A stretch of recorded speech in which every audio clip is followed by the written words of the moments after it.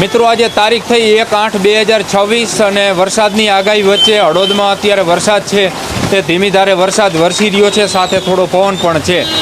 આમ તો કે રાત્રિના સમયથી હળવદમાં વરસાદ જે છે એ ધીમી ધારે વરસવાનું ચાલુ થયું છે અને આજે વહેલી સવારથી પણ વરસાદ જે છે એ હળવદ શહેરમાં વરસી રહ્યો છે, જેના કારણે ખાસ કરીને જિલ્લા આખામાં ને એમાં હળવદ પણ આવી ગયું। મિત્રો સ્કૂલ કોલેજોને બધું આજે બંધ છે। તેની સાથે આજે શનિવાર છે એટલે શનિવારના દિવસે આમ પણ હળવદ બંધ રહેતું હોય છે અને ઉપરથી વળી પાછો વરસાદ છે એટલે મોટાભાગની દુકાનો પણ બંધ છે।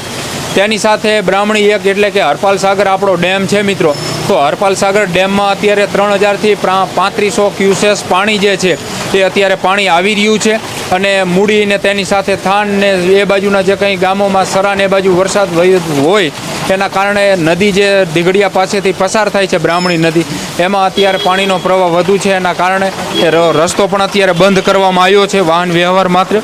અને પાણી જે છે એ અત્યારે બ્રાહ્મણી 1 ડેમ એટલે કે હરપાલ સાગર ડેમમાં સારું એવી પાણીની આવક છે એ થઈ રહી છે। 3000થી 3500 ક્યુસેસ પાણી જે છે એ ડેમમાં આવી રહ્યું છે હરપાલ સાગર ડેમમાં, અને ડેમનું લેવલ અત્યારે 23 ફૂટે પહોંચ્યું છે અને 27 ફૂટે પહોંચે એટલે ડેમ ઓવરફ્લો થતો હોય છે। આમ તો આપણો હરપાલ સાગર ડેમ છે મિત્રો બહુ વિશાળ ને મોટો ડેમ છે, એને એક પણ દરવાજો નથી, બંને બાજુ ઓગાન છે એટલે જેવો 27 ફૂટની સપાટી ડેમ વટાવે એટલે બંને બાજુના ઓગાનમાં જે છે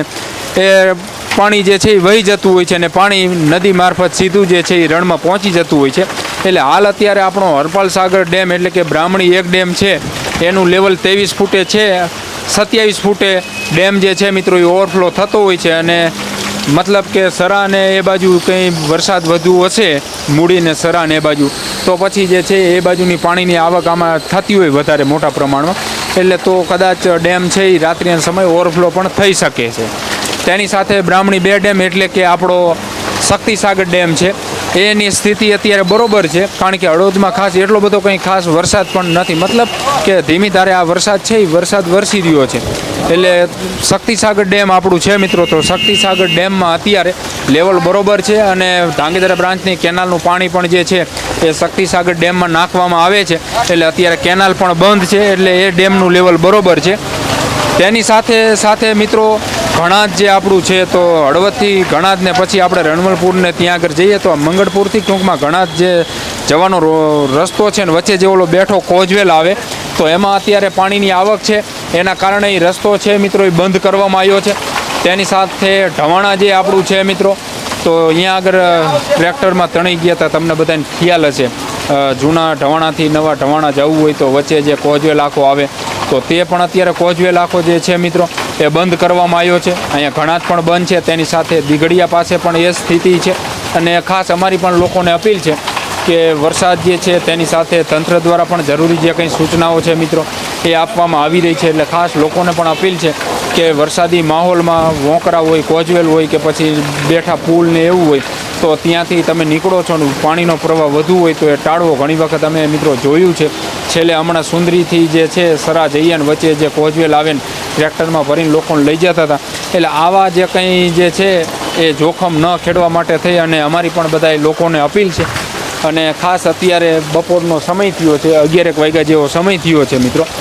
અને આ વરસાદ જે છે તમે જોઈ રહ્યા છો કે હળવદમાં ધીમી ધારે અત્યારે વરસાદ વરસી રહ્યો છે। ઘણા બધા વિસ્તારોમાં પાણી ભરાવાની પણ સમસ્યાઓ હોય છે, પરંતુ વરસાદ થાય એટલે પાણી ભરાશે। તેની સાથે આમ એકંદરે શાંતિ છે અત્યારે, અને પવન છે પણ પવનની ગતિ એટલી બધી ખાસ નથી, ઘણા બધા મિત્રો વરસાદની મજા પણ લઈ રહ્યા છે। અને તેની સાથે બાગાયતી ખેતી માટે જે છે એ નુકસાનકારક આપણે એટલા માટે કહીએ છીએ આ પવન ને વરસાદ કે ફાલને આવ્યો હોય તો ખરી જાય, કારણ કે વરસાદને એની સાથે આ પવન એટલે એમને 100% નુકસાની છે મિત્રો।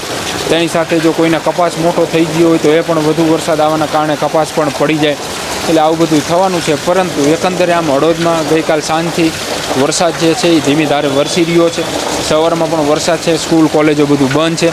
અને તંત્ર દ્વારા પણ જે છે એ આગાહી આપવામાં આવી છે ભારે વરસાદની, એટલે લોકોએ પણ જે કંઈ સૂચનાનું પાલન કરવું જરૂરી છે, જે તે